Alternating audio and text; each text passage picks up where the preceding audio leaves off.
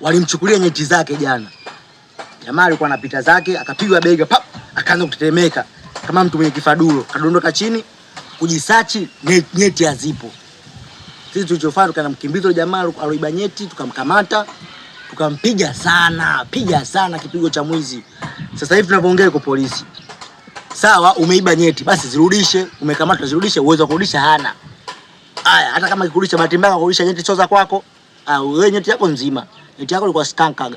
Anakuja kurudisha nyeti lepe. Anakuja kurudisha nyeti ya mtoto. Inakuwaje? Maana tulomsachi alikuwa na roba zima la nyeti. Roba nyeti karibia 20. Sasa wewe mpaka usachi nyeti yako leo.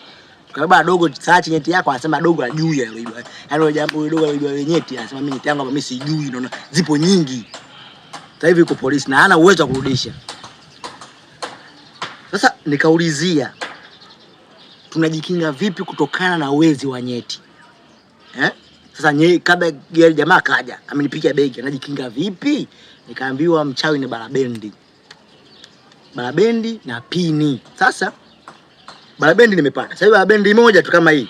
Hii inauza 500. Pini inauza shilingi 2000. Hivyo nimezunguka maduka yote unayojua wewe hapa mtaani. Nimekosa. Yaani pini zimekuwa dili kama dhahabu. Watu maduka yote full house watu wanachukua pini. Sasa naombeni msaada, wajemeni, ndugu zangu, jinsi wenzangu, vijana, naombeni ndugu zangu mnisaidie.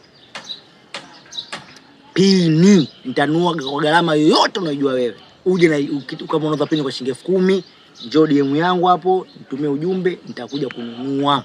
Popote ulipo ninakufuata mimi. Maana mimi ndo utajiri wangu ulobaki huu.